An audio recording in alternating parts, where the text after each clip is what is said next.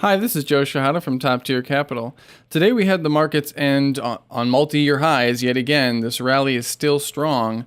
We've had this uptrend that we've been in now for pretty much since the beginning of the year, and I've drawn a channel here, and as you can see, we are still firmly in this uptrend. Now, what we're looking for here that's going to be most important is if we can break out of this trend channel and we get a definitive breakout of that trend, then we will see lower prices, at least I believe, because we've seen this happen a zillion times in the past. Now, one of the things I want to point out is the RSI on the bottom here. We reached overbought conditions in the past here, and that's nothing really noteworthy. When we first get overbought conditions, we don't really care about it, but we're now starting to see overbought conditions again. And when you see overbought two times in a row here within a short amount of days in between, you start to worry. So I wouldn't be a short signal or anything like that, but it's something to worry about. If we stay overbought like this, then it's definitely a bad sign for the bulls moving forward. But for now, as long as we're in this trend and the trend is up and the channel is still strong, then we are assuming that the rally is on. I also wanted to point out this indicator on the bottom here gets the difference between the 200-day moving average, which is this brown line, and the price. And it's the percentage difference. And we're at about 9% here. That's kind of high, but it's not too bad because we've seen it up in the 14s, 15s before, and the rallies still go on. So it's kind of high, but it's nothing to worry about yet either. So once again, as long as we're in this trend, we're going to assume that it's going to carry on. So let's move on to the Dow Futures here. Now these are a little interesting here. We were kind of forming this sideways channel.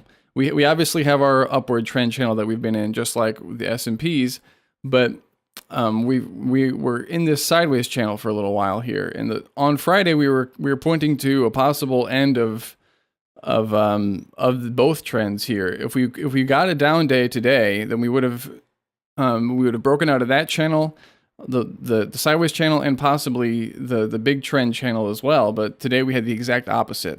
We broke out of the sideways channel, so now we're still up. And once again, we got to assume this trend's going to stay on full force too. We have a little bit of overbought conditions in the RSI. Also, nothing too noteworthy here, especially on the Dow. This one's kind of been the laggard between the market indices. So let's look at Nasdaq real fast. This one has been doing pretty much nothing. It's gone sideways since the beginning of the year. We had a breakout back here that I thought was going to materialize into higher prices, but not all breakouts work out. This one failed, and it's moving sideways. And today we had a big pop. This is a pretty definitive pop here, but we can't really call it, a bullish rally from this because we've had sellers come into this area many times in the past. So just because we closed at these highs today doesn't mean there aren't still sellers existing here. If we can push higher, then yeah, I would have to say that we would expect higher prices in the Nasdaq.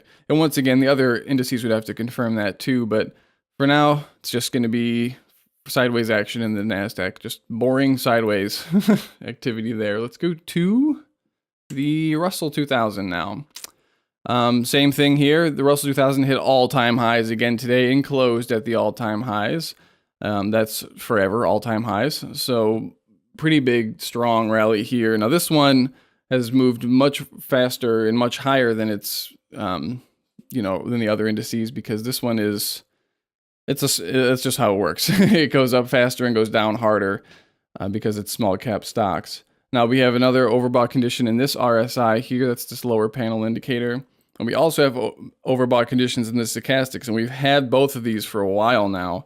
So, but just because this is the Russell, I like to assume that the overbought conditions got to be almost to the extreme levels for me to start thinking to flip the position and go short here. But as long as we have the rally going on, as long as we're in these trend channels for all these indicators, or all these indices, then we have to assume the rally is on. When we break out, then we can start thinking about the correction. But you can't fight this thing. As long as it's in these trends, you got to go with it.